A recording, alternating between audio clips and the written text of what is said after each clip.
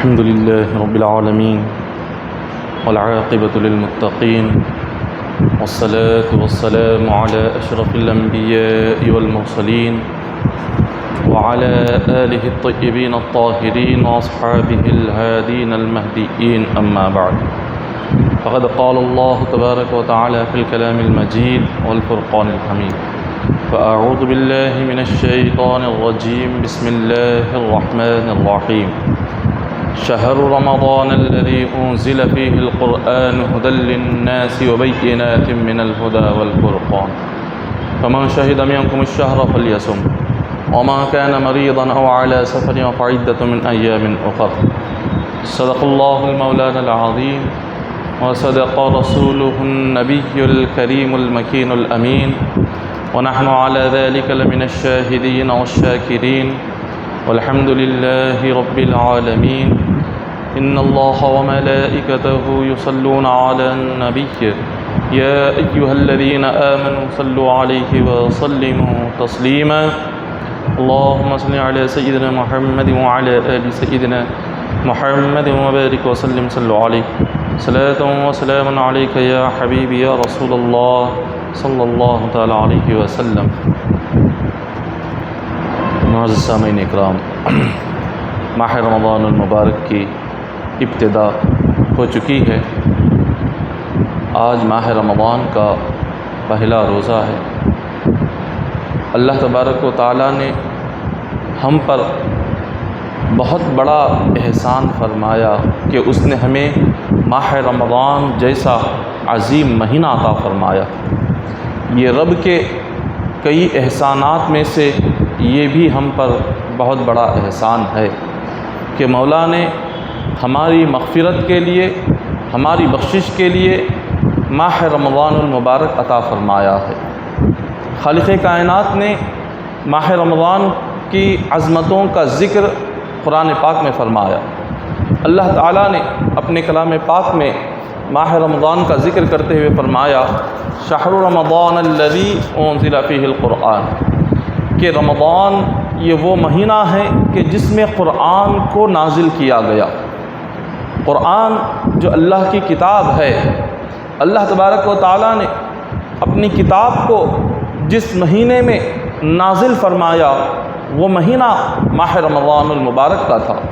ویسے تو کئی سارے مہینے تھے، اللہ تبارک و تعالیٰ سال کے 12 مہینوں میں جس مہینے میں چاہتے تو قرآن پاک کو نازل فرما سکتے تھے، مگر اللہ تبارک و تعالیٰ نے جس طرح قرآن پاک کو ساری کتابوں میں سب سے اعلیٰ درجہ عطا فرمایا، اسی طرح اللہ تبارک و تعالیٰ اپنی اس کتاب کو دنیا میں نازل کرنے کے لیے ایک ایسا مہینہ اللہ نے دیکھا جو سارے مہینوں میں سب سے اعلیٰ مہینہ ہو، کیونکہ قرآن ساری کتابوں میں سب سے اعلیٰ کتاب ہے، اسی لیے اس کو جب اتارنے کا اللہ نے ارادہ فرمایا تو سارے مہینوں میں سب سے اعلیٰ مہینہ جو ماہ رمضان کا ہے رب نے اسی مہینے میں اس کو نازل فرمایا۔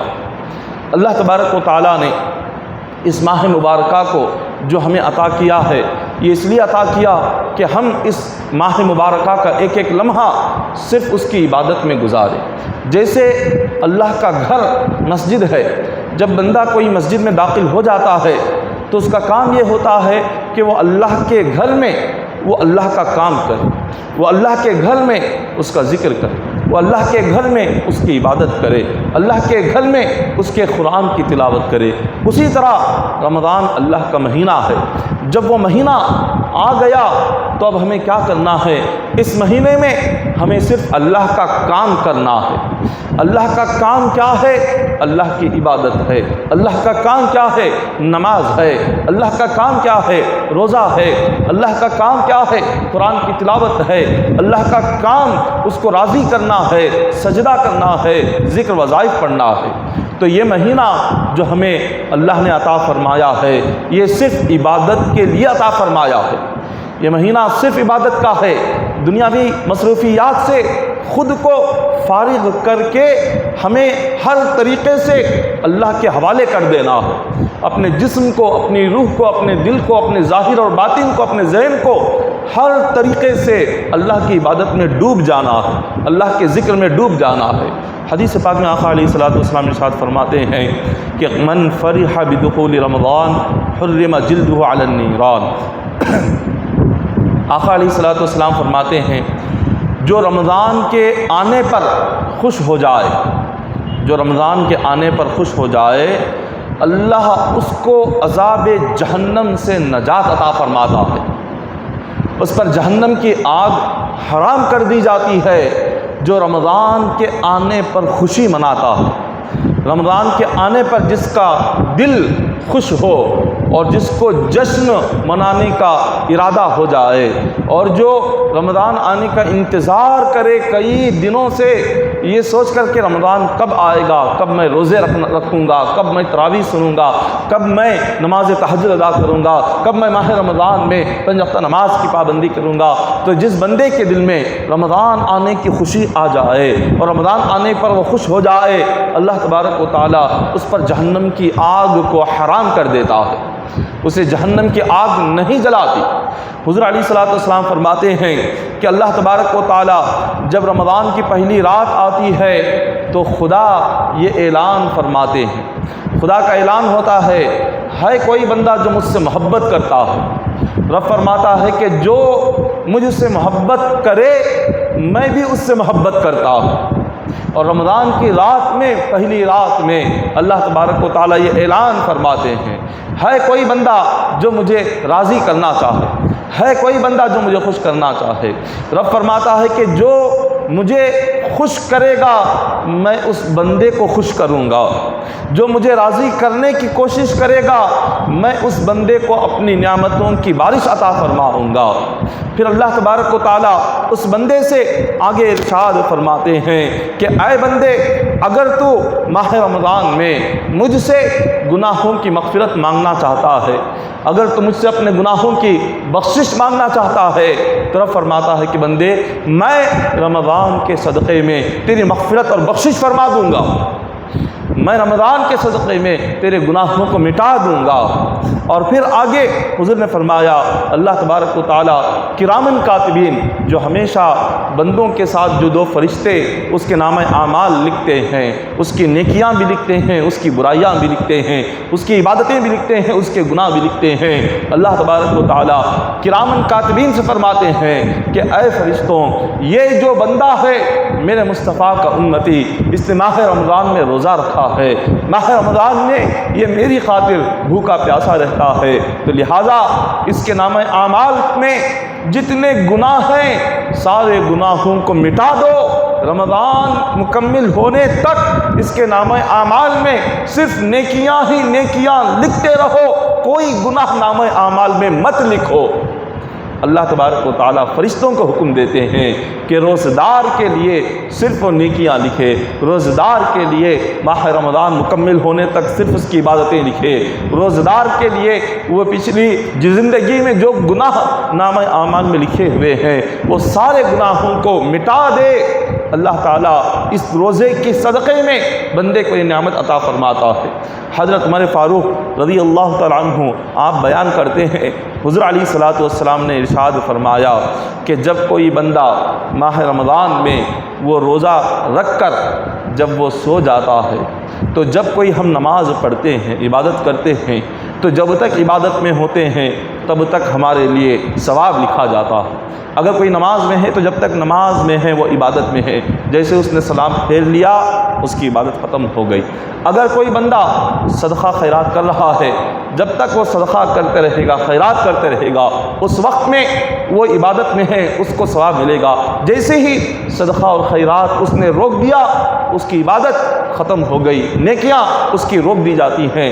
اسی طرح اگر کوئی بندہ حج کرتا ہے، جب تک وہ حج کرتا رہے، طواف کرتا رہے، اللہ تبارک و تعالیٰ اس بندے کو نیکیاں عطا فرماتے رہے گا، ثواب عطا فرماتا رہے گا۔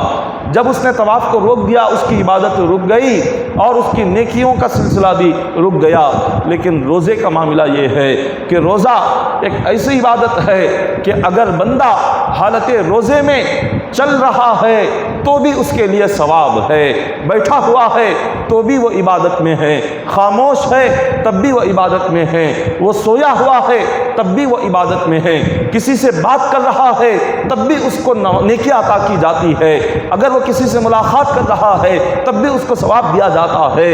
افطار تک، صبح صادق سے لے کر سحری سے لے کر افطار تک اس کا ایک ایک لمحہ عبادت میں گزرتا ہے، اس کا ایک ایک لمحہ نیکیوں میں گزرتا ہے، اس کا ایک ایک لمحہ ثواب میں گزرتا ہے۔ وہ جب تک افطار نہیں کر لیتا اس وقت تک وہ بندہ عبادت کی حالت میں ہے، اس وقت تک اللہ تعالیٰ اس کے نامہ اعمال میں نیکیاں لکھتے رہتا ہے۔ یہ اللہ تبارک و تعالیٰ نے اسے عظیم عبادت عطا فرمائی کہ جب وہ سویا بھی ہے حالت عبادت میں ہے۔ حضرت عمر فاروق رضی اللہ تعالیٰ عنہ فرماتے ہیں کہ روزدار بندہ اگر وہ سو گیا ہو اور سو کر وہ کروٹیں لے رہا ہو، اپنی کروٹیں وہ بدل رہا ہو، تو ایک فرشتہ اس سے کہتا ہے، جب نماز کا وقت ہو جاتا ہے روزدار کے لیے تو فرشتہ کہتا ہے کہ اے بندے اٹھ جا، نماز کا وقت ہو چکا ہے۔ اس کی نماز کے لیے فرشتہ روزدار کو اٹھاتا ہے، اور جب وہ بندہ اٹھتا ہے اپنے بستر سے کھڑا ہوتا ہے تو اس کا بستر اس روزدار کے لیے اللہ کی بارگاہ میں دعا مانگتا ہے۔ روزدار جس بستر پر لیٹا ہوا ہو، روزدار جس بستر پر وہ سوتا ہو، اس کا بستر اللہ کی بارگاہ میں دعا مانگتا ہے۔ اور جب وہ بندہ اٹھ کر جب وہ اپنے پیروں سے وضو کے لیے چلتا ہے تو اس کے پیر اللہ کی بارگاہ میں دعا کرتے ہیں کہ مولا اس کو دین کے راستے پر چلا، مولا اس کو دین کے راستے پر قائم رکھ، اس کو قرآن اور حدیث پر عمل کرنے والا بنا۔ اور جب وہ بندہ وضو کرتا ہے، وضو کا جو پانی ہے جو روزدار کے جسم سے گرتا ہے وہ پانی دعا کرتا ہے، اے مالک و مولا اس کے تمام گناہوں کو مٹا دے۔ اور جب وہ بندہ روزدار وضو کر کے جب وہ آ کر قبلے کی جانب وہ اپنا چہرہ کر کر اللہ اکبر کہہ کر وہ رکعت باندھتا ہے تو کعبۃ اللہ قبلہ اس روزدار کے لیے دعا کرتا ہے کہ مولا اس کی نماز کو قبول فرما لے۔ اور جس جگہ پر وہ کھڑے ہو کر وہ روزدار نماز پڑھتا ہے وہ جگہ اللہ کی بارگاہ میں دعا کرتی ہے کہ مولا آج اس بندے نے میرے اوپر کھڑے ہو کر اس نے تیری عبادت کی، میرے اوپر کھڑے ہو کر اس نے سجدہ کیا، میرے اوپر کھڑے ہو کر اس نے رکوع کیا۔ مولا جب یہ بندہ میرے اندر آئے گا، جب یہ بندہ میرے پیٹ میں آئے گا تو اس کی قبر کو اپنے نور سے روشن کر دینا، اس کی قبر کو نور سے منور فرما دینا، اور اس کی قبر پر اپنی رحمتوں کا نزول فرمانا، اس کی قبر کو کشادہ فرما دینا۔ یہ قبر اس بندے کے حق میں دعا کرتی ہے، یہ روزدار کے لیے اس کا بستر دعا کر رہا ہے، روزدار کے لیے اس کے وضو کا پانی دعا کر رہا ہے، روزدار کے لیے اس کے پیر دعا کر رہے ہیں، روزدار کے لیے اس کے لیے زمین جہاں کھڑے ہو کر نماز پڑھتا ہے وہ زمین دعا کرتی ہے، وہ جہاں رخ ہو کر چہرہ کر کے قبلے کی جانب دعا کرتا ہے، نماز پڑھتا ہے، وہ قبلہ اس کے حق میں دعا فرماتا ہے۔ روزدار کو اللہ نے ایسی عظمت اور یہ شان عطا فرمائی۔ اور جب کوئی بندہ مومن، جب کوئی مومن ماہ رمضان کو مکمل عبادت میں گزارے، مکمل نماز میں گزارے، مکمل روزے میں گزارے تو قیامت کے دن میدان محشر میں جب سارے لوگ کھڑے ہوئے ہوں گے، سارے لوگ آدم علیہ السلام سے لے کر قیامت تک رب نے جتنے انسانوں کو پیدا فرمایا، میدان محشر میں ایک عام منظر ہوگا، سارے لوگ کھڑے ہوئے ہوں گے۔ اللہ تبارک و تعالیٰ کی بارگاہ میں ماہ رمضان ایک حسین خوبصورت شکل کا نوجوان بن کر آئے گا۔ اللہ تبارک و تعالیٰ ماہ رمضان سے فرمائیں گے، اے ماہ رمضان جس جس بندے نے تیرے دنوں میں روزہ رکھا، جس جس بندے نے تیری راتوں میں نماز تراویح ادا کی، اور جس جس بندے نے تیرے دن کو قرآن کی تلاوت میں لگایا اور اللہ کو راضی کرنے کے لیے لگایا، اے ماہ رمضان میدان محشر میں جا، ان بندوں کا ہاتھ پکڑ لے اور اپنے ساتھ انہیں جنت میں داخل فرما دے۔ اللہ تبارک و تعالیٰ ماہ رمضان کو یہ حکم فرماتے ہیں، ماہ رمضان میدان محشر میں آ جاتا ہے اور آ کر تمام بندوں کو تلاش کرتا ہے کہ وہ بندے کہاں ہیں جو اس کے دنوں میں عبادت کرتے تھے، اس کے دنوں میں بھوکے پیاسے رہتے تھے، روزہ رکھتے تھے۔ ماہ رمضان میدان محشر میں انہیں تلاش کرے گا اور ان کا ہاتھ پکڑ کر ماہ رمضان اللہ کی بارگاہ میں ان بندوں کو پیش کرے گا۔ اللہ تبارک و تعالی ماہ رمضان سے ارشاد فرماتے ہیں کہ اے ماہ رمضان بتا ان بندوں کے ساتھ کیا سلوک کیا جائے۔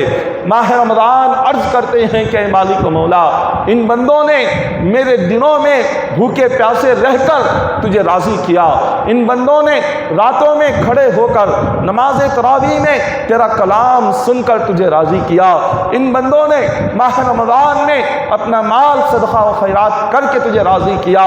مولا تیری بارگاہ میں بس یہی میں دعا کرتا ہوں، آج انہیں عزت کا تاج پہنا، جنت میں عزت کا تاج ہوگا۔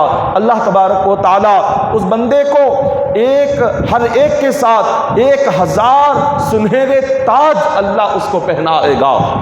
1000 سنہرے تاج اس بندے کو جو ماہ رمضان کا ایک ایک لمحہ اللہ کی عبادت میں لگاتا تھا، اس کے سر پر وہ تاج پہنایا جائے گا۔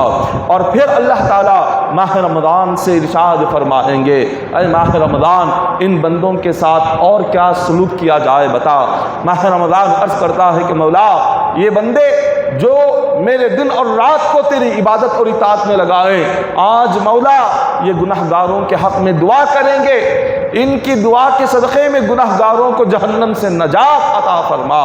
اللہ تبارک و تعالیٰ ارشاد فرماتے ہیں کہ اے ماہ رمضان کی عبادت کرنے والوں، اے ماہ رمضان میں روزہ رکھنے والوں اور اس کی راتوں میں کلام پاک کو تراویح میں سننے والوں، آج 70,000 گناہ گاروں کے حق میں تمہاری شفاعت کو قبول فرماؤں گا۔ تم 70,000 گناہ گاروں کے حق میں دعا کرو، تمہاری دعا کے صدقے میں ان گناہ گاروں کو جہنم سے نکال کر انہیں جنت میں داخل فرماؤں گا۔ یہ ماہ رمضان کی عبادت کرنے والوں کا قیامت کے دن اتنا بلند مقام ہوگا کہ جب وہ اللہ کی بارگاہ میں دعا کے لیے ہاتھ اٹھائیں گے، اللہ تعالیٰ ان کی دعا کے صدقے میں 1-2 گناہ گاروں کی مغفرت نہیں بلکہ 70,000 گناہ گاروں کی مغفرت فرما کر مولا انہیں جہنم سے نجات دے کر جنتی بنائے گا۔ اور اس کے بعد یہیں پر ماہ رمضان کی عبادت کرنے والے کا اس کی نعمتوں کا سلسلہ ختم نہیں ہوتا، بلکہ حدیث پاک میں آتا ہے اللہ تبارک و تعالیٰ ماہ رمضان سے فرمائیں گے، اے ماہ رمضان بتا اور انہیں کیا عطا کروں۔ ماہ رمضان کہتا ہے کہ مولا ان کا نکاح جنت کی حوروں سے فرما دے۔ مولا ماہ رمضان کی عبادت کرنے والوں کو 1000 حوروں کے ساتھ اللہ اس کا نکاح فرمائے گا۔ 1000 حور اس کے نکاح میں دیے جائیں گے اور ہر حور کے ساتھ 70,000 کنیزیں ہوں گی اس کی خدمت کے لیے۔ ہر حور کی خدمت کے لیے 70,000 باندیاں اور کنیزیں ہوں گی۔ اور ماہ رمضان کی عبادت کرنے والے کا انعام یہیں پر ختم نہیں ہوتا۔ اللہ تبارک و تعالیٰ فرماتے ہیں اے ماہ رمضان بتا اور کیا عطا فرماؤں۔ ماہ رمضان کہے گا کہ اے مالک و مولا یہ جو بندہ ہے، یہ جو مصطفیٰ کا امتی ہے، جو ماہ رمضان میں جس نے عبادت کی ہے، یہ اپنے نبی سے بڑی محبت کرتا ہے، اپنے نبی سے بڑا عشق رکھتا ہے، اس کو نبی سے دور مت رکھ، اس کو جنت میں نبی کے قریب جگہ عطا فرما، نبی کی قربت میں اس کو رکھ، نبی کے سائے میں اس کو رکھ۔ اللہ تبارک و تعالیٰ ماہ رمضان کی عبادت کرنے والے کو اور اپنے نبی کے سائے میں اس کو جگہ عطا فرمائے گا۔ اللہ تبارک و تعالیٰ کی یہ نعمتیں رمضان کی عبادت کرنے والے کے لیے یہیں پر ختم نہیں ہوتی بلکہ اس سے آگے اور ماہ رمضان کہتا ہے کہ مولا میرے عبادت کرنے والوں کو اور نعمتیں عطا فرما۔ خدا فرماتا ہے اے ماہ رمضان تیری دعا کو قبول کرتا ہوں، میں اس ماہ رمضان میں عبادت کرنے والوں کو ایک ایک بندے کو اس کی عبادت کے صدقے میں 100 شہر جنت میں عطا فرماتا ہوں۔ ایک ایک 100 شہر اللہ تبارک و تعالیٰ جنت کے عطا فرماتا ہے ان بندوں کو جو اس ماہ مبارکہ کا ایک ایک لمحہ اللہ کی اطاعت میں لگاتے ہیں، اللہ کی عبادت میں لگاتے ہیں، اس کو راضی کرنے میں لگاتے ہیں، اور اپنے دل سے، اپنے تن من دھن سے اللہ کو راضی کرنے کی کوشش کرتے ہیں۔ اس کی عبادت میں جو ڈوب جاتے ہیں، ان کی قربانیاں، ان کے روزے، ان کے نماز، قیامت کے دن اللہ تبارک و تعالیٰ عبادتوں کا بدلہ اتنا عطا فرمائے گا، اتنی نعمتیں عطا فرمائے گا کہ اس بندے نے کبھی دنیا میں سوچا نہیں ہوگا کہ اللہ اس سے یہ نعمتیں عطا فرمائے گا۔ اس کی عبادتوں کے صدقے میں، ماہ رمضان کے روزوں کے صدقے میں اللہ یہ عطا کرے گا، اس نے کبھی سوچا بھی نہیں ہوگا۔ اللہ تبارک و تعالیٰ یہ ماہ رمضان کی عبادت کرنے والوں کو قیامت کے دن یہ انعام عطا فرماتے ہیں۔ اور پھر حضور نے فرمایا جب ماہ رمضان کی رات آ جائے، رمضان کی راتوں میں فرماتے ہیں من قام رمضان ایمانا واحتسابا غفر له ما تقدم من ذنبه۔ حضور نے فرمایا ماہ رمضان کی رات میں جو بندہ نماز تراویح اس یقین سے پڑھتا ہے کہ میرا رب مجھ سے راضی ہو جائے، جو بندہ صرف اللہ کو راضی کرنے کے لیے اس کے کلام کو سننے کے شوق میں، اس کے کلام کو سننے کے جذبے کو لے کر جب وہ تراویح میں کھڑا ہوتا ہے اور ماہ رمضان کی مکمل 30 رات تراویح پڑھتے ہوئے گزارتا ہے، اللہ تبارک و تعالیٰ ایسے بندے کے سارے گناہ کو معاف فرما دیتا ہے۔ اس کی تراویح کی برکت سے، اس کے قرآن سننے کی برکت سے، اس کے ماہ رمضان کی راتوں میں کھڑے ہونے کی برکت سے اللہ تبارک و تعالیٰ اس کو خالی ہاتھ نہیں لوٹاتا۔ حضرت موسیٰ علیہ السلام جو اللہ کے نبی ہے، آپ نے ایک دن اللہ تبارک و تعالیٰ کی بارگاہ میں ارشاد فرمایا اے مالک و مولا، تو نے امت محمدیہ کو کئی سارے نعمتیں عطا فرمائی ہے، ان میں سے کوئی خاص نعمتیں ہوں تو اس کا ذکر فرمائے۔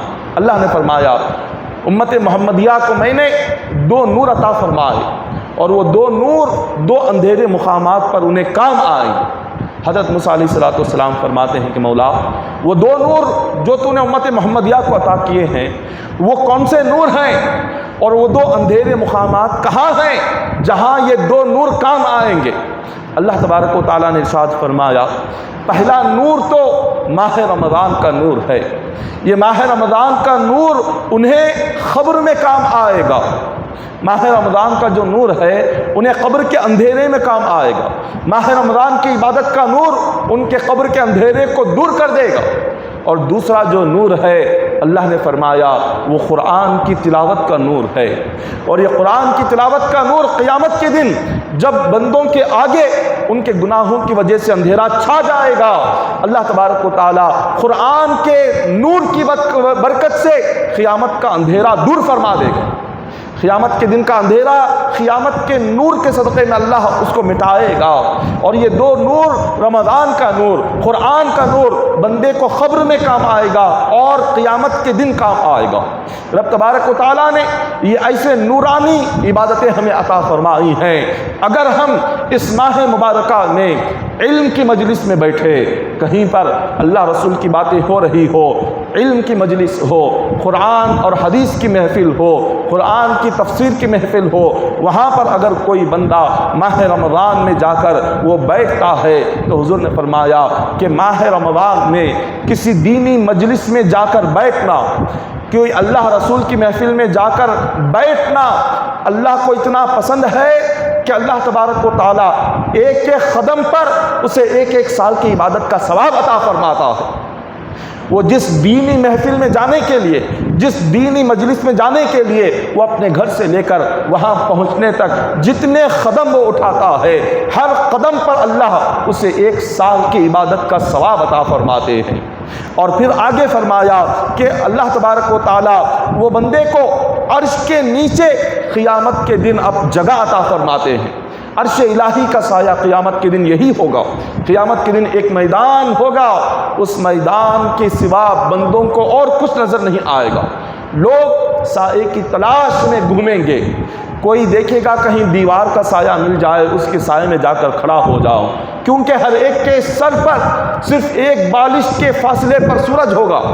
جب بندے کے سر پر ایک بالش کے فاصلے پر سورج ہو، اس سورج کی گرمی، اس سورج کی تپش اس کو جلا رہی ہوگی، تو ہر بندہ یہ آرزو کرے گا کہیں کوئی درخت کا سایہ مل جائے، اس کے سائے میں جا کر کھڑا ہو جاؤ، کہیں دیوار کا سایہ مل جائے، دیوار کے سائے میں جا کر کھڑا ہو جاؤ، کہیں کسی پتے کا سایہ مل جائے، اس پتے کے سائے میں جا کر کھڑا ہو جاؤ، کہیں کوئی پتھر کا سایہ مل جائے، اس پتھر کے سائے میں کھڑے ہو جاؤ تاکہ قیامت کی گرمی سے بچ جاؤں۔ مگر قیامت میں کوئی سایہ نہیں ہوگا، صرف ایک ہی سایہ، وہ اللہ کے عرش الہی کا سایہ ہوگا۔ اللہ نے فرمایا اپنے عرش الہی کے سائے میں ان لوگوں کو جگہ عطا فرماتا ہوں کہ جو لوگ اس ماہ رمضان کے دنوں میں اللہ کا ذکر سننے کے لیے کسی مسجد میں جا کر بیٹھتے ہیں، کوئی دینی بات سننے کے لیے کسی دینی مجلس میں، کسی دینی محفل میں جو جا کر وہاں دین سیکھنے کے لیے بیٹھتے ہو، رب نے فرمایا میں انہیں اپنے عرش کے سائے میں جگہ قیامت کے دن عطا فرماؤں گا۔ اور پھر آگے فرماتے ہیں کہ جو شخص ماہ رمضان میں نماز با جماعت ادا فرماتا ہے، نماز جماعت کے ساتھ جو بندہ ماہ رمضان میں عطا فرماتا ہے، اللہ تبارک و تعالیٰ اس کی ہر رکعت کے بدلے میں جنت میں ایک ایک شہر اس کو عطا فرماتا ہے۔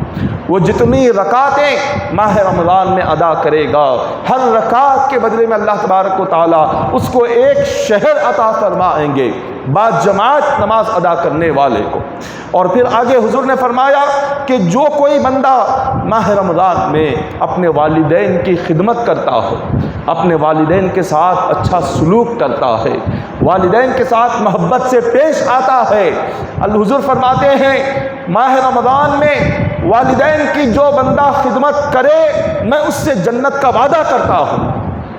حضور نے جنت کا وعدہ فرمایا اور یہ فرمایا کہ میں ضمانت لیتا ہوں، میں اس بندے سے جنت کا وعدہ کرتا ہوں جو ماہ رمضان میں اپنے والدین کی خدمت کرتا ہو، اپنے والدین کے ساتھ نیکی کرتا ہو، والدین کے ساتھ نرمی سے پیش آتا ہو، والدین کے ساتھ اچھے طریقے سے پیش آتا ہو، اس کے لیے حضور نے جنت کا وعدہ کیا ہوا ہے۔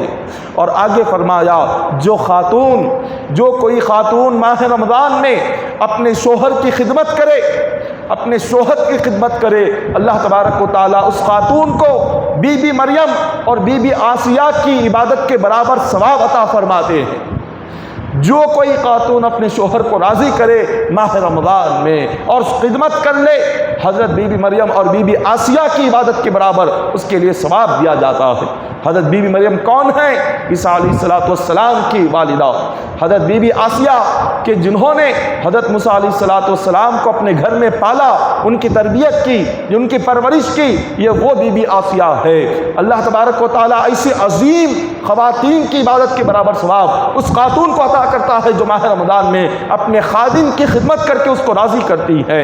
اور حضور آگے فرماتے ہیں جو کوئی مومن مسلمان ماہ رمضان المبارک میں اپنے دوسرے مسلمان بھائی کی وہ مدد کرے، اس کی کوئی تکلیف کو دور کرے، اگر اس کی کوئی مشکل کو دور کرے، اللہ تبارک و تعالیٰ قیامت کی ساری مشکلات سے اس کو نجات عطا فرماتا ہے۔ قیامت کی مشکلات اس بندے کی دور ہوتی ہیں جو ماہ رمضان میں کسی مومن کی تکلیف کو دور فرماتا ہے۔ جو بندہ یہ چاہے کہ قیامت کے دن اللہ اس کی مدد کرے، تو حضور نے فرمایا ماہ رمضان میں اپنے مومن بھائی کی مدد کرو، قیامت کے دن اللہ تمہاری مدد فرمائے گا۔ حدیث پاک میں ہے واللہ فی عون العبد ما کان العبد فی عون اخیہ، اللہ تبارک و تعالیٰ بندے کی اس وقت تک مدد کرتے رہتا ہے جب تک بندہ اپنے مومن بھائی کی مدد میں لگا رہے، تب تک اللہ اس کی مدد کرتا ہے۔ حضرت ابن عباس رضی اللہ تعالیٰ عنہ روایت کرتے ہیں حضور علیہ السلام نے فرمایا لو تعلم امتی ما فی رمضان لتمنوا ان تکون السنۃ کلها رمضان۔ حضور نے فرمایا کہ اگر میری امت کو معلوم ہو جائے کہ رمضان کیا ہے، رمضان کا مقام کیا ہے، رمضان کی فضیلت کیا ہے، رمضان کا درجہ کیا ہے، اگر میری امت کو معلوم ہو جائے تو میری امت خواہش کرے گی کہ مکمل سال رمضان ہی رہے، سال میں 1 مہینہ نہیں، بلکہ فرمایا کہ میری امت خواہش کرے گی کہ مکمل سال کے 12 مہینے رمضان ہی رمضان رہے، رمضان ختم نہ ہو، کیونکہ رمضان میں اللہ نے جو عظمت رکھی ہے، جو فضیلت رکھی ہے، جو رحمتیں اور جو برکتیں رکھی ہے، جو بھلائیاں رکھی ہے، ان بھلائیوں کو بندہ سمجھ نہیں سکتا، بندہ جان نہیں سکتا، بندے میں اتنی طاقت نہیں جو یہ جانے کہ مولا نے ماہ رمضان میں کیا کیا فضیلت رکھی ہے۔ اگر کسی بندے کو پتہ چل جائے کہ ماہ رمضان میں اللہ نے کیا رحمت رکھی ہے، کیا برکت رکھی ہے، تو وہ بندہ ہمیشہ خواہش کرے گا، دعا کرے گا کہ مولا رمضان کو ختم نہ کرنا، رمضان کو اسی طرح سے جاری رکھنا، جب تک زندگی رہے مولا رمضان ایسے ہی چلتا رہے۔ ہمیں چونکہ ماہ رمضان کی قدر نہیں ہے، ہمیں ماہ رمضان کی مقام و مرتبے کی ہمیں کوئی خبر نہیں، ہمیں معلوم نہیں کہ رمضان میں کیا اللہ نے نعمتیں عطا فرمائی، یہ کیسا مہینہ ہے، اس مہینے کی عظمت کا علم ہمیں نہیں ہے، اسی لیے ہم اس مہینے کے آنے پر نہ جشن کا اظہار کرتے ہیں، نہ خوشی کا اظہار کرتے ہیں، نہ اس کے جانے پر نہ غم کا اظہار کرتے ہیں۔ پھر حضور فرماتے ہیں اگر میری امت کو پتہ چل جائے پہلی صف میں کھڑے ہونے کا ثواب کیا ہے، پہلی صف میں کھڑے ہو کر نماز پڑھنے کا یہ اجر کیا ہے، اس کا انعام کیا ہے، اگر امت کو معلوم ہو جائے تو حضور نے فرمایا جس بندے کو چلنے کی طاقت نہیں ہے وہ اپنے پیروں کو گھسیٹتا ہوا، رینگتا ہوا پہلی صف میں آ کر کھڑا ہو جائے گا۔ اگر چلنے کی طاقت بھی نہیں ہے، اس کے پیر بھی نہیں ہے، تو وہ رینگتے ہوئے اپنے ہاتھوں سے اپنے جسم کو گھسیٹتا ہوا پہلی صف میں آ جائے گا۔ اگر معلوم ہو کہ پہلی صف کا ثواب کیا ہے، ہمیں نہ نماز کی اہمیت کی خبر، نہ ماہ رمضان کی اہمیت معلوم ہے، نہ پہلی صف کی خبر ہمیں ہے، ہم تو غفلت میں زندگی گزارتے ہیں۔ حضور علیہ الصلوۃ والسلام نے آگے فرمایا کہ وہ مہینہ اللہ نے جو عطا فرمایا، اس مہینے میں تو ساری عبادتوں کو اللہ نے جمع کیا۔ کتنی عبادتیں جمع ہو گئی، نماز تراویح اللہ نے اسی مہینے میں رکھی، خدا نے روزہ اس مہینے میں رکھا، قرآن پاک کی تلاوت اس مہینے میں رکھی، مولا نے رمضان کو نازل اس مہینے میں فرمایا، شب قدر اللہ نے اسی مہینے میں رکھا، اور 5 تاخراتیں رب نے اسی مہینے میں رکھا۔ مولا نے تورات کو موسیٰ علیہ السلام پر ماہ رمضان میں نازل فرمایا، زبور کو داؤد علیہ السلام پر ماہ رمضان میں نازل فرمایا، انجیل کو اللہ تبارک و تعالیٰ نے ماہ رمضان میں نازل فرمایا، قرآن پاک کو اللہ نے ماہ رمضان میں نازل فرمایا، ابراہیم علیہ السلام پر اللہ نے جو کتاب نازل فرمائی وہ بھی ماہ رمضان میں نازل فرمائی۔ ہزاروں برکتیں اللہ نے اس مہینے میں جمع کی اور ہماری مغفرت کے لیے مہینہ ہمیں عطا فرمایا، اور ہم اپنی مغفرت اور بخشش کی بجائے ہم اس مہینے کو، اس مبارک مہینے کو غفلت میں، لاپرواہی میں اپنے وقت کو برباد کرتے ہوئے، ضائع کرتے ہوئے، سوتے ہوئے ماہ رمضان کو گزار دیتے ہیں۔ حضور علیہ الصلوۃ والسلام نے آگے ارشاد فرمایا کہ اللہ تبارک و تعالیٰ نے جب جنت کو پیدا کیا تو جنت کہنے لگی کہ مولا میں 4 بندوں سے بے پناہ محبت کرتی ہوں، 4 بندوں کو جلد سے جلد مجھ میں داخل فرما۔ رب تبارک و تعالیٰ نے پوچھا اے جنت بتا وہ 4 بندے کون ہیں کہ جن سے بے پناہ تیری محبت ہے؟ اس نے فرمایا کہ مولا سب سے پہلا قرآن پڑھنے والا، جو قرآن پڑھنے کی عادت بنا لیتا ہو، اس قرآن پڑھنے والے سے اتنی محبت کرتی ہوں، میں انتظار کرتی ہوں کہ کب وہ مجھ میں داخل ہوگا، اس کے آنے کا انتظار کرتی ہوں، اس کے آنے کا استقبال میں کرتی ہوں۔ اور پھر پوچھا دوسرا بتا کون بندہ ہے؟ فرمایا دوسرا وہ بندہ جو اپنی زبان کی حفاظت کرتا ہے، جس کی زبان پر کبھی کسی قسم کا کوئی سخت لفظ نہیں ہوتا، جب بھی زبان کھولتا ہے قرآن کی باتیں ہوتی ہے، جب بھی قرآن کے زبان کھولتا ہے حدیث کی باتیں ہوتی ہے، جب بھی زبان کھولتا ہے اللہ رسول کی باتیں کرتا ہے، نرمی سے بات کرتا ہے۔ فرمایا ایسے بندے سے اتنی محبت کرتی ہوں، انتظار کرتی ہوں کہ کب میرے اندر داخل ہو جائے گا۔ یہ دوسری قسم کا بندہ ہے جس سے جنت محبت کرتی ہے۔ اور تیسری قسم آقا علیہ الصلوۃ والسلام فرماتے ہیں کہ جنت فرماتے ہیں کہ مولا تیسرا وہ بندہ ہے جو دنیا میں بھوکوں کو کھلاتا ہے، جو بھوکوں کو کھلاتا ہے اور جو بھوکا نظر آیا فوراً اس کی بھوک کو مٹا دیا، ایسا کھلانے والا اتنا پسند ہے کہ میں انتظار کرتی ہوں کہ کب میرے اندر وہ داخل ہوگا۔ اور چوتھا بندہ، جنت کہتی ہے کہ مولا وہ چوتھا بندہ وہ ہے جو ماہ رمضان میں بھوکا پیاسا رہ کر روزے رکھ کر تجھے راضی کرتا ہے۔ اس بندے سے جنت اتنی محبت کرتی ہے، انتظار کرتی ہے کہ کب وہ آئے گا اور اللہ کی نعمتیں استعمال فرمائے گا۔ اللہ تبارک و تعالیٰ نے ہر عبادت کے لیے ایک ثواب مقرر کیا، ہر عبادت کا ایک انعام مقرر فرمایا۔ نماز کے لیے اللہ تبارک و تعالیٰ نے ایک انعام مقرر کیا، ایک ثواب مقرر کیا، لیکن اللہ تبارک و تعالیٰ نے ہر نیکی پر، ہر عبادت پر ثواب کا اعلان کیا، لیکن جب ماہ رمضان کے روزوں کی باری آئی، حدیث قدسی میں رب نے فرمایا الصوم لی وانا اجزا بہ، رب نے فرمایا کہ روزہ میرے لیے ہے اور روزے کا بدلہ کوئی ثواب نہیں، روزے کے بدلے میں بندے کو ثواب عطا نہیں کرتا، بلکہ روزے کے بدلے میں بندے کو اپنا دیدار عطا فرماتا ہوں۔ روزدار کو ساری عبادتیں جو ہم کرتے ہیں، ساری عبادتوں سے ہمیں ثواب ملتا ہے، روزے سے ثواب نہیں بلکہ خود خدا مل جاتا ہے۔ بندے کو رب کا دیدار نصیب ہوتا ہے، رب کی قربیت ملتی ہے، اللہ تبارک و تعالیٰ کی خصوصی رحمتیں برکتیں بندے کو نصیب ہوتی ہے۔ یہ کوئی عام عبادت نہیں ہے، روزہ کوئی عام عبادت نہیں، بلکہ یہ وہ عبادت ہے کہ جس سے انسان کے اندر جو گندگی ہے اس کے اندر کی ساری گندگی روزے کی برکت سے ختم ہو جاتی ہے۔ بندے کی جو روح ہے، ایک جسم ہے ایک روح ہے، ان دونوں کو اگر جوڑ دیا جائے، ان دونوں کو جوڑ دیا جائے تب ایک انسان بنتا ہے۔ اگر انسان سے روح کو نکال لیا جائے تو وہ انسان نہیں، وہ مردہ ہو جاتا ہے، وہ اس کو مردہ کہتے ہیں، اس کو کوئی انسان نہیں کہتا۔ جب روح اور جسم دونوں ملتے ہیں تو ایک انسان، ایک بندہ کہلاتا ہے۔ اللہ تبارک و تعالیٰ نے ہر بندے کے اندر ایک نفس رکھا، نفس یعنی انسان کے دل میں جو یہ خواہشات پیدا ہوتی ہیں یہ نفس سے آتی ہیں۔ اللہ نے جب نفس کو پیدا کیا، نفس کو پیدا کرنے کے بعد اللہ نے اس سے سوال کیا۔ پہلے عقل ہے، عقل انسان کے جسم میں سب سے اونچے مقام پر ہے، اللہ نے سب سے اعلیٰ مقام عقل کو عطا کیا، جسم کے سارے حصوں میں سب سے اوپر اس کو رکھا۔ اس کی وجہ کیا تھی؟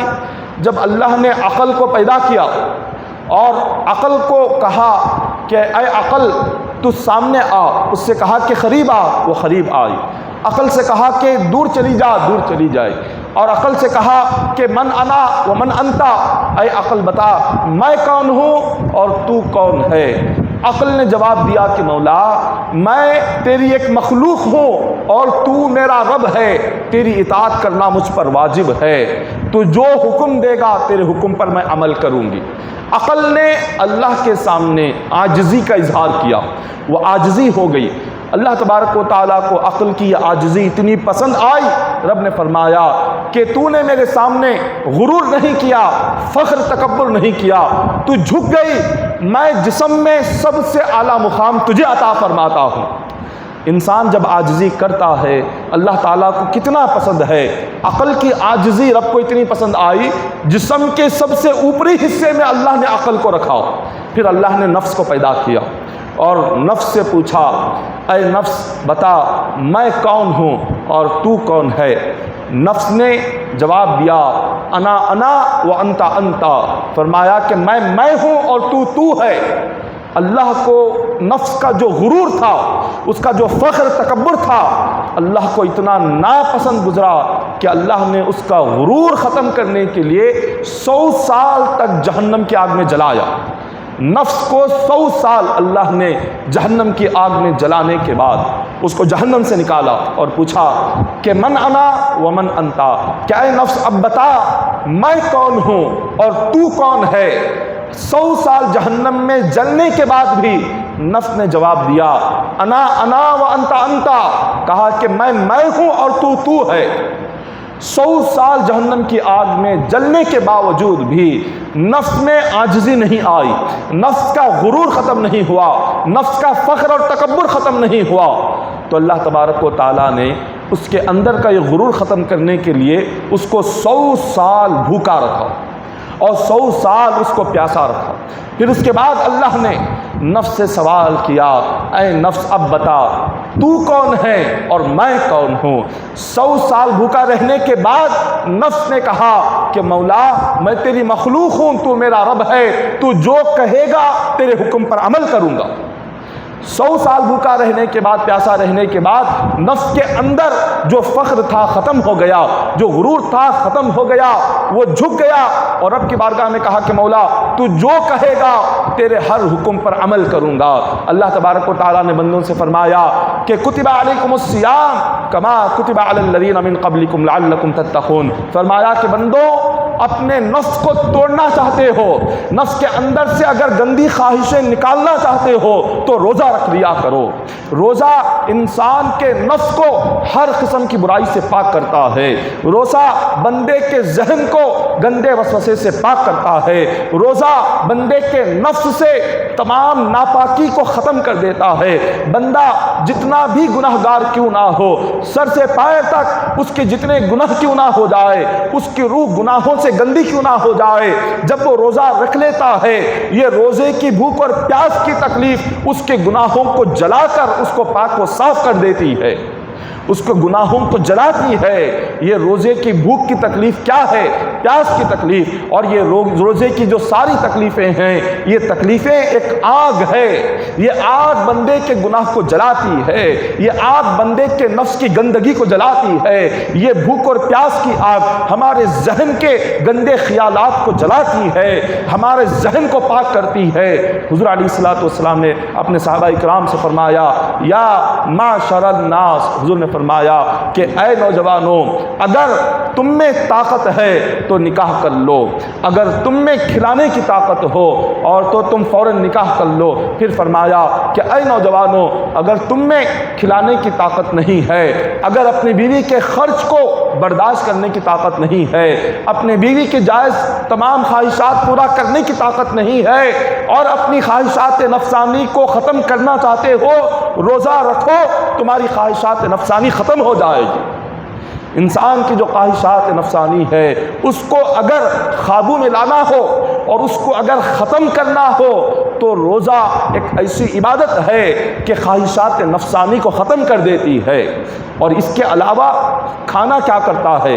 ان الطعام یقوی شہوۃ النہیم، امام شرف الدین بوصیری رحمۃ اللہ تعالی علیہ اپنے قصیدے میں لکھتے ہیں، والنفس کالطفل ان تهملہ شب علی حب الرضاع وان تفتنہ ينفتمی۔ وہ فرماتے ہیں کہ جو یہ نفس ہے یہ بچے کی طرح ہے، انسان کے اندر یہ جو نفس ہوتا ہے جیسے بچہ ہوتا ہے، بچے کو آپ دودھ پلائے، آپ جتنے سال دودھ پلائے، اگر آپ دودھ پلاتے پلاتے اس کو بڑا کرتے چلے جائیں، وہ نوجوان بھی ہو جائے گا تو دودھ ہی پیتا رہے گا، وہ بوڑھا بھی ہو جائے گا وہ دودھ ہی پیتا رہے گا، کیونکہ جو نفس ہے وہ بچے کی طرح ہے۔ آپ بچے کو جس راستے پر ڈالتے ہیں، اس کو جو سکھاتے ہیں، اس کو جو بتاتے ہیں، وہ اسی پر چلتا ہے۔ تو نفس بھی بچہ ہے، اس کو جتنا زیادہ کھلائیں گے اور جتنا زیادہ پلائیں گے اس کے اندر خواہشیں اتنی زیادہ بڑھیں گی۔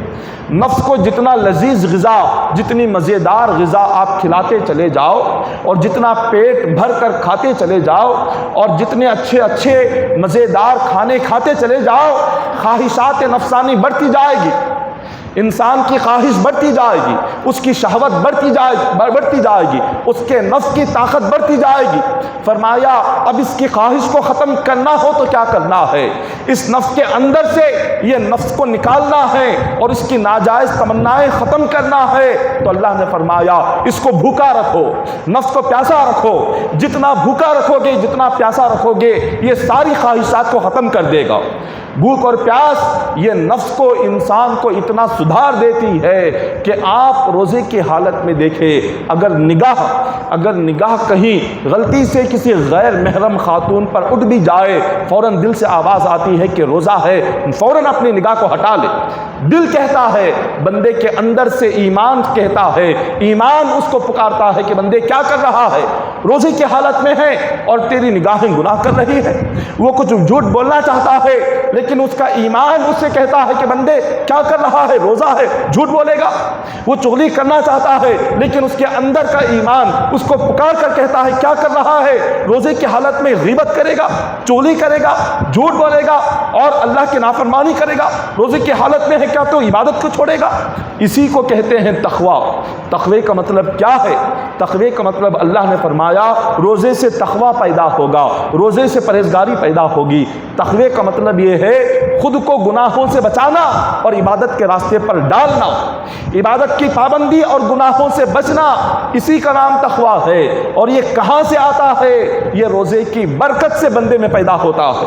جب یہ روزہ رکھنے جب بندہ لگ جاتا ہے تو اس کی برکتیں ایسی نصیب ہوتی ہیں کہ ان برکتوں سے وہ بندہ گناہ کے قریب نہیں جا سکتا، گناہ سے 90% بندہ اس تمام روزے سے بچ جاتا ہے۔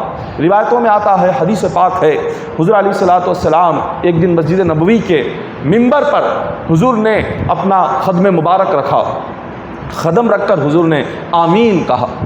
صحابہ کرام نے حضور کو دیکھا کہ اس سے پہلے کبھی حضور نے منبر پر قدم رکھ کر آمین نہیں کہا، پہلی مرتبہ منبر قدم رکھ کر حضور نے آمین کہا۔ پھر دوسری سیڑھی منبر کی تھی، حضور نے دوسری سیڑھی پر بھی قدم رکھا اور پھر آمین کہا۔ صحابہ کرام اور پریشان ہوئے۔ حضور علیہ الصلوۃ والسلام پھر تیسری منبر کی سیڑھی تھی، حضور نے وہاں قدم رکھا، پھر آمین کہا۔ صحابہ کرام پھر دوبارہ پریشان کہ تینوں منبر کی سیڑھیوں پر حضور قدم رکھتے جا رہے ہیں اور آمین کہتے جا رہے ہیں، آخر کیا معاملہ ہے؟ آقا علیہ الصلوۃ والسلام نے کیوں آمین کہا تینوں مرتبہ؟ کبھی ایسے حضور نے نہیں کیا، پہلی مرتبہ آج منبر کی سیڑھیوں پر قدم رکھ کر آمین کہہ رہے۔ جیسے ہی منبر پر حضور تشریف لے گئے اور حضور نے خطبہ دیا، خطبہ ختم ہو گیا، نماز ہو گئی، آقا علیہ الصلوۃ والسلام کو صحابہ نے پوچھا، عرض کیا کہ حضور آج ہم نے ایک ایسا عمل دیکھا، اس سے پہلے کبھی آپ کو اس طرح کا عمل کرتے ہوئے ہم نے نہیں دیکھا۔ آپ نے تینوں مرتبہ آمین کہا، ایک ایک سیڑھی پر قدم رکھتے جا رہے ہیں، آمین کہتے جا رہے ہیں، کیا وجہ ہے؟ حضور علیہ الصلوۃ والسلام فرماتے ہیں کہ میرے صحابہ، میں نے جیسے ممبر کی پہلی سیڑھی پر قدم رکھا، جبرائیل آئے، آ کر کہا کہ یا رسول اللہ صلی اللہ علیہ وسلم، میں 3 لوگوں کے لیے بد دعا کرتا ہوں، میں بد دعا کروں گا، آپ آمین کہیں۔ بد دعا کرنے والے جبرائیل ہیں۔ جبرائیل کون ہیں؟ تمام فرشتوں کے سردار ہیں۔ اور حضور کون ہیں؟ تمام نبیوں کے سردار ہیں۔ تمام فرشتوں کا سردار جس کے حق میں بد دعا کرے اور تمام نبیوں کے سلطان جس بد دعا پر آمین کہے، وہ بد دعا تو قبول ہونا ہی ہونا ہے۔ اللہ تبارک و تعالیٰ اس کو یقیناً قبول ہی فرماتا ہے۔ اور جبرائیل کن بندوں کے حق میں بد دعا کرتے ہیں؟ جبرائیل امین منبر کی پہلی سیڑھی پر جیسے حضور نے قدم رکھا، جبرائیل فرماتے ہیں کہ حضور کہ جس بندے کے سامنے آپ کا نام لیا جائے اور آپ کا نام سن کر جو بندہ آپ پر درود نہ پڑھے وہ برباد ہو جائے، ذلیل ہو جائے۔ جب جبرائیل امین نے یہ کہا، حضور نے آمین کہا کہ جس محفل میں حضور کا نام لیا جائے اور نام مصطفیٰ سن کر بندہ نہ درود پڑھے، نہ دل سے درود پڑھے، نہ زبان سے درود پڑھے، اس کو بربادی ہونا دنیا اور آخرت میں یقینی ہے اور وہ کبھی آباد نہیں ہو سکتا، کیونکہ جبرائیل نے بد دعا کی اور حضور نے آمین کہا۔ اور پھر اس کے بعد حضور نے جیسے منبر کی دوسری سیڑھی پر قدم رکھا، جبرائیل امین آئے اور پھر عرض کیا کہ حضور میں اب دوسرے شخص کے حق میں بد دعا کرتا ہوں، آپ پھر آمین کہے۔ حضور نے پوچھا وہ کون ہے؟ جبرائیل فرماتے ہیں کہ یا رسول اللہ صلی اللہ علیہ وسلم، جو بندہ اپنے ماں باپ کو بڑھاپے کی حالت میں پائے کہ وہ ضعیف ہو چکے ہوں، کمزور ہو چکے ہوں، عمر گھٹ چکی ہو، اور ایسی بڑھاپے کی حالت میں ماں باپ کو دیکھ کر بھی جو اولاد ان کی خدمت نہ کرے وہ ذلیل ہو جائے، برباد ہو جائے، حضور نے آمین کہا۔ اس بد دعا پر حضور نے آمین کہا۔ اب نوجوان اس بات کو ذہن نشین رکھ لے کہ جو اپنے ماں باپ کی ان کی ضعیفی کی حالت میں، ان کی بڑھاپے کی حالت میں اگر خدمت نہیں کرتے، اگر ان کی خدمت نہیں کرتے اور ان کو تکلیفیں پہنچاتے ہو، ایسی اولاد دنیا میں کبھی آباد نہیں رہ سکتی، ایسی اولاد دنیا میں کبھی خوش نہیں رہ سکتی، ایسی اولاد کو دنیا و آخرت میں کبھی عزت نہیں مل سکتی، کیونکہ جبرائیل نے بد دعا کی اور حضور نے آمین کہا۔ بد دعا کیا تھی کہ اپنے ماں باپ کو بڑھاپے میں دیکھے اور ان کی خدمت نہ کرے اور انہیں تکلیفیں پہنچائے، انہیں رلائے اور انہیں تنگ کرے۔ ایسی اولاد کو اللہ دنیا اور آخرت میں نہ کبھی نعمتیں عطا کرتا ہے، نہ کبھی خوشیاں عطا کرتا ہے، نہ کبھی اللہ ان کی زندگی میں سکون عطا کرتا ہے، نہ کبھی ایسی اولاد کو عزت عطا فرماتا ہے، نہ دنیا میں کبھی انہیں کامیابی ملتی ہے، نہ آخرت میں کبھی کامیابی ملتی ہے۔ اپنی اولاد، اپنے والدین کو کبھی تکلیف نہ پہنچاؤ۔ اور جو اولاد یاد رکھیں اپنی زندگیوں میں، یہ روایت میں آتا ہے اولیاء نے فرمایا کہ اب ہم اپنے اولاد، جو بندہ، جو نوجوان اپنے والدین کے ساتھ جو سلوک کرتا ہے اس کے ساتھ بھی اولاد ویسا ہی سلوک کرتی ہے۔ اگر کوئی والدین پریشان ہو کہ ان کی نوجوان اولاد ان کے ساتھ بدترین سلوک کر رہی ہے، تو وہ سوچے کہ انہوں نے اپنے ماں باپ کے ساتھ کیا کیا تھا، سوچے کہ اپنے والدین کے ساتھ کیا سلوک کیا تھا، اپنے بوڑھے ماں باپ کو انہوں نے کیا نعمتیں دی، انہوں نے کیسا رکھا تھا ان کے بڑھاپے میں۔ وہ جیسے اپنے والدین کے ساتھ سلوک کریں گے، آنے والی نسل ان کے ساتھ وہی سلوک کرے گی۔ تو جو اپنے والدین کے ساتھ اچھا سلوک کیا ہوا ہوگا، جو اپنے ماں باپ کو بڑھاپے کی حالت میں ان کو خوشی دیا ہوگا، ان کو تکلیف نہ دیا ہوگا، تو اس کی اولاد بھی کبھی اس کو تکلیف نہیں پہنچائے گی۔ اگر کسی والدین کی اولاد انہیں تکلیف پہنچا رہی ہے تو آپ یاد رکھیں کہ یقیناً اس والدین نے بھی اپنے ماں باپ کو اس نے تکلیف پہنچائی ہے، اس نے اپنے ماں باپ کو پریشان کیا ہے، اس نے اپنے ماں باپ کو یقیناً دکھ دیا ہے، تبھی تو اولاد آج اس کو تکلیف دے رہی ہے۔ تو یہ اللہ کا قانون ہے، کما تدینا تدان، جیسا کرو گے تمہارے ساتھ ویسا اللہ کرے گا۔ دوسروں کے ساتھ جیسا کرو گے، پہلے ایک دور تھا کہ جب کوئی کسی کے ساتھ برائی کرتا تھا تو اس کے ساتھ برا ہونے کے لیے کافی وقت لگ جاتا تھا۔ لوگ کہتے تھے کہ خبر میں اس کا جواب دینا ہوگا، قیامت میں جواب دینا ہوگا، لیکن آج اللہ کا فیصلہ بہت تیز ہو چکا ہے کہ آج اگر کسی کے ساتھ اگر برا کریں گے پیچھے ہی اس کا بدلہ مل جائے گا۔ آج اگر کسی کے ساتھ کسی کو تکلیف پہنچائیں گے پیچھے ہی اس کا اللہ تعالیٰ تمہیں پھل عطا فرما دے گا۔ اللہ تعالیٰ دکھا دے گا کہ یہ آخرت تو بہت دور ہے، خبر تو بہت دور ہے، آج اللہ کا فیصلہ بڑا تیز آ رہا ہے۔ اگر برا سوچیں گے تب بھی اس کے بدلے میں برا ہوگا۔ نہ کسی کے تعلق سے برا سوچے، نہ کسی کا برا کرے، نہ کسی کا برا ارادہ کرے، ہمیشہ اچھا سوچے۔ اگر اچھا کر نہیں سکتے تو کم از کم کسی کا برا مت کرے، اگر اچھا سوچ نہیں سکتے تو کسی کے تعلق سے برا مت سوچے۔ آگے حدیث پاک میں حضور فرماتے ہیں جب ممبر کی تیسری سیڑھی پر حضور نے قدم رکھا، جبرائیل امین آئے، پھر کہا کہ حضور اب میں تیسرے بندے کے حق میں بد دعا کروں گا، میں بد دعا کروں گا اور آپ آمین کہیں۔ حضور علیہ الصلوۃ والسلام نے فرمایا یہ تیسرا بندہ کون ہے؟ تو جبرائیل امین فرماتے ہیں کہ آقا یہ تیسرا بندہ وہ ہے کہ جس نے ماہ رمضان کو پایا اور صحت اور تندرستی رہنے کے باوجود بھی ماہ رمضان کا روزہ نہ رکھا، وہ ذلیل ہو جائے، وہ برباد ہو جائے۔ جبرائیل بد دعا کر رہے ہیں اور اس بد دعا پر آمین حضور فرما رہے ہیں۔ تو ماہ رمضان میں جس بندے نے صحت اور تندرستی رہنے کے باوجود بھی اگر وہ روزہ نہ رہے، ایسے بندے کو کبھی اللہ تبارک و تعالیٰ دنیا میں آبادی نہیں عطا فرماتا، ایسے بندے کے لیے اللہ کبھی دنیا میں عزت عطا نہیں فرماتا، اس کے لیے دنیا میں بربادی ہے، آخرت میں بھی بربادی ہے، دنیا میں بھی ذلت اور آخرت میں بھی ذلت ہے۔ روزہ اللہ کی اتنی بڑی نعمتیں ہیں، اتنا بڑا اللہ کا کرم ہے کہ اس روزے کا صلہ بندے کو اللہ دنیا میں بھی عطا کرتا ہے، آخرت میں بھی عطا فرماتا ہے۔ یہ روزہ جہاں بندے کی روح کو طاقتور بناتا ہے وہیں اس کے جسم کو بھی طاقتور بناتا ہے۔ روزہ وہ عبادت ہے جس سے بندے کی روح اور اس کا جسم یہ دونوں کے دونوں اللہ اس میں اتنی طاقت عطا فرماتا ہے کہ جسم بھی قوی بن جاتا ہے، اس کی روح بھی طاقتور بن جاتی ہے۔ روزے سے 1000 قسم کی بیماریاں آنے والی ہو وہ ختم ہو جاتی ہے۔ آج سائنس اس بات کو مانتی ہے، کافر مشرک آج اس بات کو مانتے ہیں کہ روزے کی برکت سے کئی سارے جو شوگر ہو یا بی پی ہو یا ہارٹ ہو، یہ تمام چیزیں کثرت سے روزہ رکھنے والے کو کبھی نہیں آتی۔ آج زیادہ تر جو انسان کو بیماریاں آتی ہے وہ کھانا چھوڑنے سے نہیں آتی، زیادہ کھانے سے آتی ہے۔ جتنی بیماریاں آج لے لیں، آج ساری بیماریاں جو آج انسان کو ہو رہی ہیں اس کے بھوکے رہنے سے نہیں ہو رہی، اس کے پیاسے رہنے سے نہیں ہو رہی۔ آج جتنی بیماریاں ہو رہی ہے حد سے زیادہ کھانے کی وجہ سے ہو رہی ہے۔ حد سے زیادہ آپ نے چکنا کھا لیا، ہارٹ آ گیا۔ حد سے زیادہ سوچ لیا اور حد سے زیادہ آپ نے کھا لیا، شوگر آ گیا اور بلڈ پریشر بڑھ گیا۔ نمکین زیادہ کھا لیا تو بلڈ پریشر بڑھ گیا۔ آپ نے مٹھاس زیادہ کھا لیا تو آپ کا شوگر بڑھ گیا۔ یہ تمام چیزیں حد سے زیادہ کھانے کی وجہ سے آ رہی ہے۔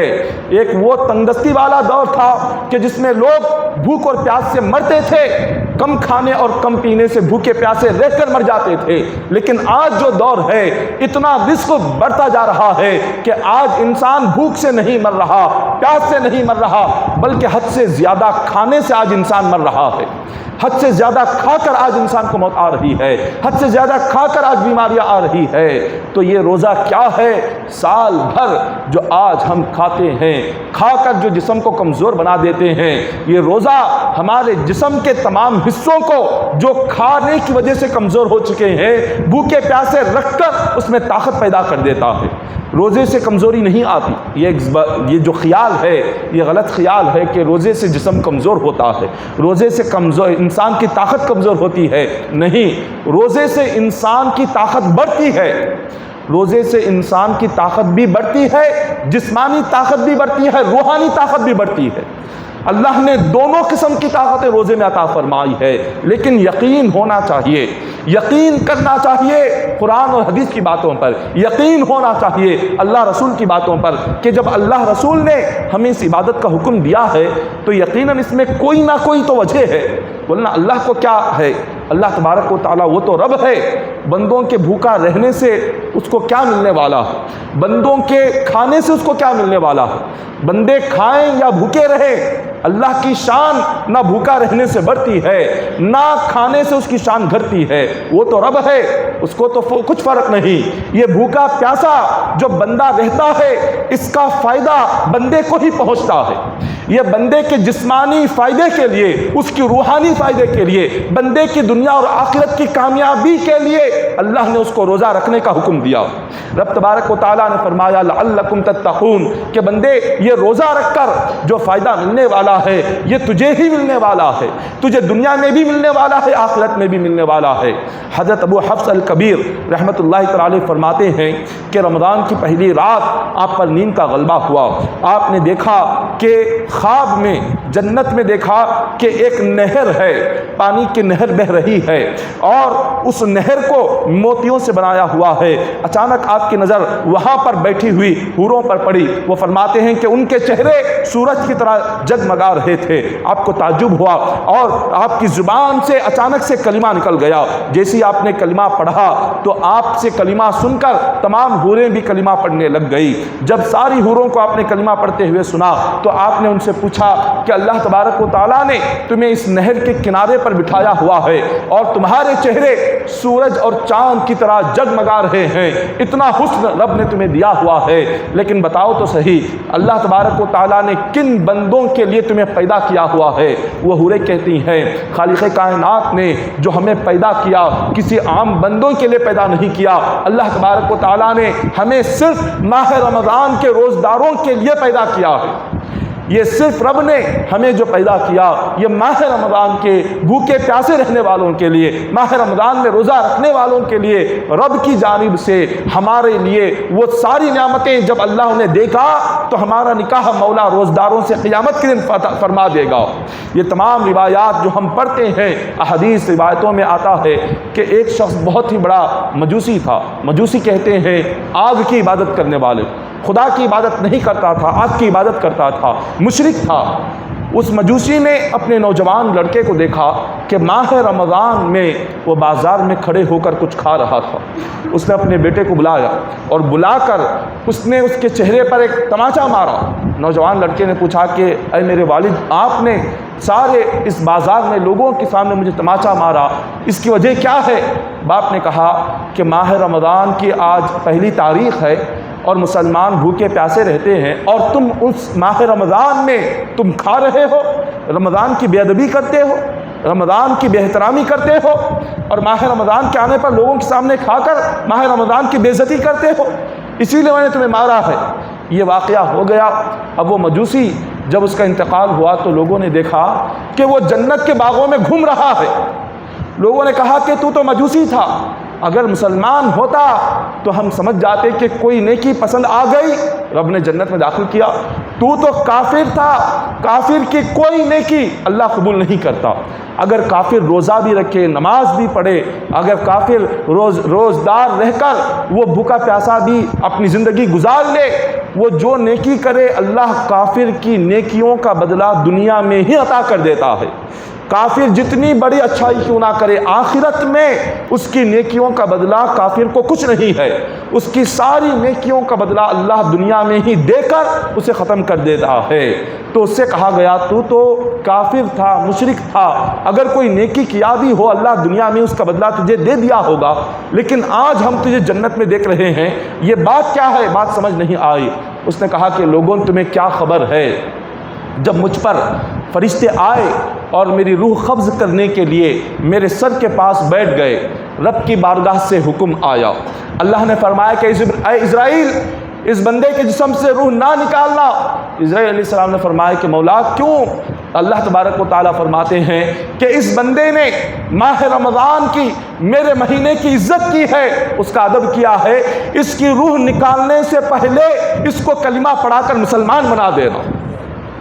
اس بندے کی روح نکالنے سے پہلے اللہ کی بارگاہ سے حکم آتا ہے اسرائیل کو، اسرائیل علیہ السلام پہلے اس کو کلمہ پڑھاتے ہیں، اس کو مومن بناتے ہیں، اور رب فرماتا ہے کہ اے بندے، تو نے میرے مہینے کی جو عزت کی، میرے مہینے کا ادب کر کے اپنے بیٹے کو کھاتے ہوئے دیکھ کر مارا، تیری یہ ادا اتنی پسند آ گئی کہ اس کے صدقے میں تجھے مومن بنا کر جنتی بنا دیتا ہوں۔ اللہ نے اس کو ایمان بھی عطا فرمایا، اور ایمان کے بعد رب تبارک و تعالیٰ نے اس کو جنت بھی عطا فرما دی۔ ایک کافر، ایک مشرک ماہ رمضان کی عزت کرے، اللہ اسے جنت عطا فرما دے، اور ہم مومن ہو کر، مسلمان ہو کر، کلمہ پڑھنے والے ہو کر بھی ماہ رمضان کی عزت نہ کرے، ماہ رمضان کا ادب نہ کرے، ماہ رمضان میں بھی ہم کھاتے ہوئے پھرے، ہم پیتے ہوئے پھرتے رہیں، اور ہم باہر ہم پھرتے رہ کر ہم لوگوں کے سامنے کھا رہے ہوں یا گھر میں کھا رہے ہوں، رمضان کا مہینہ ہو، یہ کتنے شرم کی بات ہے۔ ایک مسلمان ہو کر ماہ رمضان میں اس کے حلق سے پانی کیسے اترتا ہوگا، ماہ رمضان میں اس کے حلق سے لقمہ کیسے اترتا ہوگا؟ ارے مسلمان ہے، رمضان کا مہینہ ہے، اس کے لیے کھانا اور پینا صبح سے لے کر شام تک اللہ نے حرام کر دیا، وہ کیسے کھا رہا ہے؟ اس کا دل کیسے گوارا کر رہا ہے؟ اس کا ایمان کیسے برداشت کر رہا ہے کہ ماہ رمضان میں وہ کھائے اور پیے؟ جو ایمان جس کے دل میں مضبوط ہو، اگر وہ ایک لقمہ بھی منہ میں ڈالے گا، دل کہے گا کہ بندے فوراً نکال کر پھینک دے، یہ رمضان ہے، اس کے حلق کے نیچے اترنے نہیں دے گا۔ اگر ایمان مضبوط ہو، اس کے حلق کے نیچے پانی کا خطرہ نہیں جانے پائے گا، پانی کہہ دے گا کہ بندے رمضان ہے، میں مر جاؤں گا مگر یہ پانی کا خطرہ حلق کے نیچے اترنے نہیں دوں گا۔ اس کا ایمان مضبوط ہوگا تو نہ وہ پانی کا خطرہ اپنے حلق کے نیچے اتارے گا، نہ روٹی کا لقمہ اپنے حلق کے نیچے اتارے گا۔ ہمارے ایمان کمزور ہو چکے ہیں، ہمارے دل کمزور ہو چکے ہیں، اسی لیے آج ہم رمضان ہو یا غیر رمضان ہو ہمیں کچھ فرق ہی نہیں پڑتا۔ رمضان میں بھی وہی کام کرتے ہیں جو ماہ رمضان کے علاوہ کرتے تھے، 11 مہینوں میں جو کرتے تھے ماہ رمضان میں بھی وہی کام، جیسے رہتے تھے رمضان آنے پر جس کی زندگی نہیں بدلی، رمضان آنے پر بھی جو ویسے ہی رہا جو سال کے 11 مہینے جیسے تھا، ماہ رمضان میں بھی ویسے ہی رہا، ویسے ہی جھوٹ، ویسے ہی غیبت، ویسے ہی چغلی، ویسے ہی کھانا، ویسے ہی پینا، نہ عبادتوں کا اہتمام، نہ قرآن کی تلاوت، نہ ذکر، نہ نماز کی پابندی، کچھ نہیں۔ 11 مہینوں کی طرح جو بندہ ماہ رمضان کو بھی گزارے گا، اللہ تبارک و تعالیٰ کبھی اس بندے کی مغفرت و بخشش نہیں فرمائے گا۔ جو بندہ رمضان میں اپنے گناہ کو معاف نہ کرائے تو پھر اس کے لیے کون سا مہینہ آئے کہ جس میں اس کی مغفرت ہو؟ ماہ رمضان جیسے مہینے میں جس کی مغفرت نہ ہو سکی، ماہ رمضان جیسے مہینے میں جس نے اللہ کو راضی نہیں کیا، تو پھر کس مہینے میں بندہ اللہ کو راضی کرے گا؟ ماہ رمضان میں اپنے گناہ کی معافی نہیں مانگ سکا تو کس مہینے میں اللہ سے گناہوں کی معافی مانگے گا؟ ماہ رمضان میں توبہ نہیں کیا تو کس مہینے میں توبہ کرے گا؟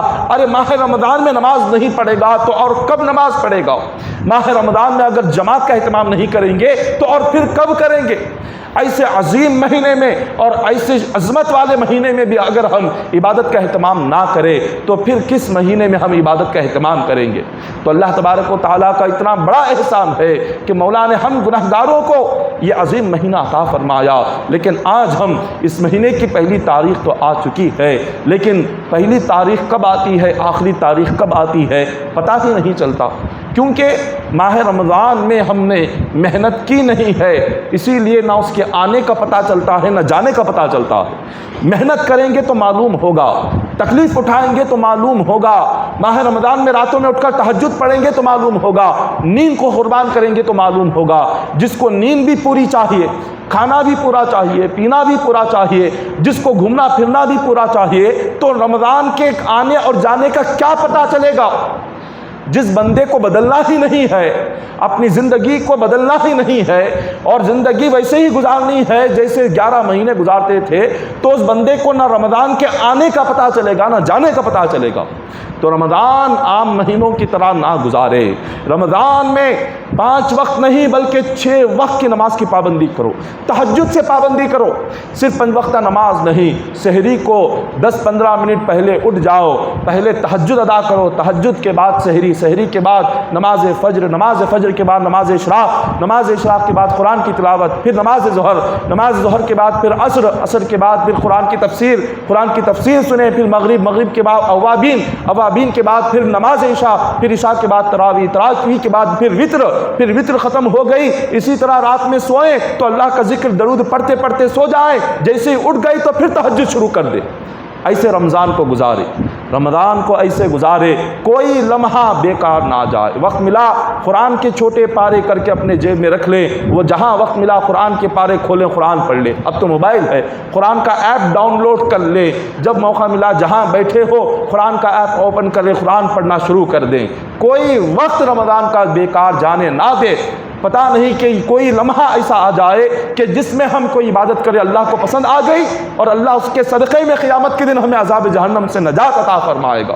تو محترم سامعین اکرام، یہ مختصر سی گفتگو تھی ماہ رمضان کے تعلق سے، انشاءاللہ آئندہ اور اس پر تفصیلی گفتگو کی جائے گی۔ اور ماہ رمضان آج پہلا روزہ ہے، تو بعد نماز عصر قرآن پاک کی تفسیر آج سے شروع ہو رہی ہے۔ پہلے روزے سے لے کر آخر 30ویں روزے تک مکمل 30 دن، ہر دن عصر سے لے کر مغرب تک یہاں اس مسجد میں قرآن پاک کی تفسیر کریں گے۔